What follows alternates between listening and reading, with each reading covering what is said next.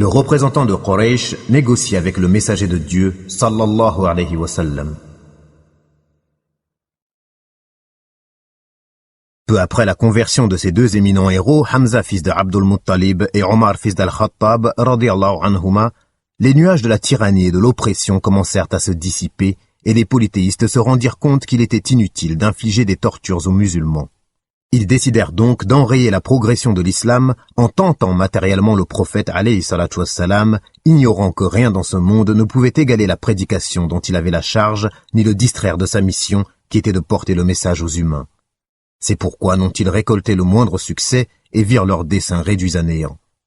Un jour, nous dit Ibn Ishaq, quelques notables Mécois se réunirent dans le sanctuaire sacré, et Utba fils de Rabi'a se proposa pour aller rencontrer le prophète alayhi salatu wassalam afin d'essayer de conclure le marché suivant avec lui.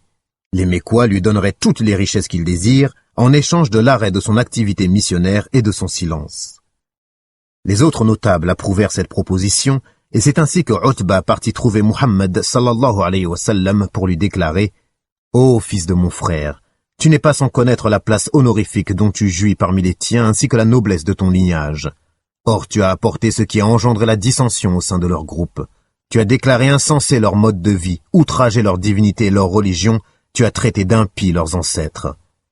Je m'en vais donc te faire des propositions, peut-être trouveras-tu dans l'une d'elles satisfaction. » L'envoyé de Dieu, sallallahu alayhi wa sallam, lui dit « Parle, ô Abul Walid, je t'écoute. » Il dit « Ô fils de mon frère, si tu as fait tout cela en recherchant la richesse, nous te donnerons de nos biens jusqu'à devenir le plus riche d'entre nous. Si c'est aux honneurs que tu aspires, nous ferons de toi notre chef. Jamais nous ne prendrons de décision sans ton accord. Si tu désires devenir roi, nous t'offrirons la royauté. Si tu es sous le pouvoir d'un mauvais génie qui de toute évidence te hante et te domine si bien que tu ne peux secouer son joug, alors nous ferons venir des médecins qualifiés pour te soigner. » Lorsque Utba eut énuméré ses propositions, le messager de Dieu, sallallahu alayhi wa sallam, lui dit « As-tu fini, ô Abul Walid ?» En apprenant que tout venait d'être dit, il se mit à réciter les versets suivants. Hamim, c'est une révélation descendue de la part du tout miséricordieux, du très miséricordieux. Un livre dont les versets sont détaillés et clairement exposés, un Coran arabe pour des gens qui savent, annonciateur d'une bonne nouvelle et avertisseur, mais la plupart d'entre eux se détournent, c'est qu'ils n'entendent pas. Et ils dirent, nos cœurs sont voilés contre ce à quoi tu nous appelles, nos oreilles sont sourdes. Sourate 41, versets 1 à 5 selon le sens des versets. Le messager de Dieu, sallallahu alayhi wa sallam, continua à réciter la sourate, tandis que Utba était assis et qu'il écoutait attentivement, les mains derrière le dos en guise d'appui. Quand le messager alayhi salatu wassalam atteignit le verset à la lecture duquel il faut se prosterner, il se prosterna immédiatement.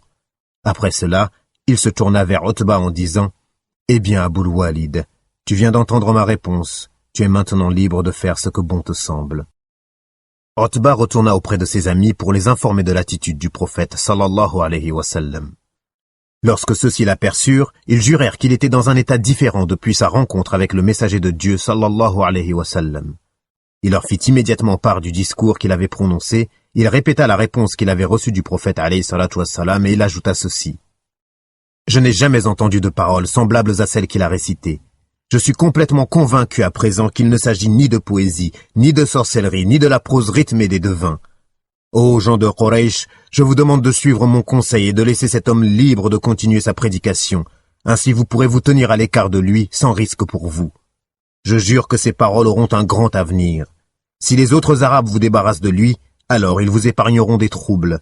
Et si au contraire il parvient à dominer tous les Arabes, alors vous profiterez de sa future position de roi, vous partagerez sa puissance et vous serez les plus heureux des hommes. » Les notables lui dirent « Par Dieu, il t'a ensorcelé par la beauté de son langage. » Il leur répliqua « C'est là mon opinion, faites donc ce que vous voulez. » Une version du même événement relate que Utba écouta attentivement le prophète alayhi salatu wassalam jusqu'à ce que celui-ci récite le verset suivant.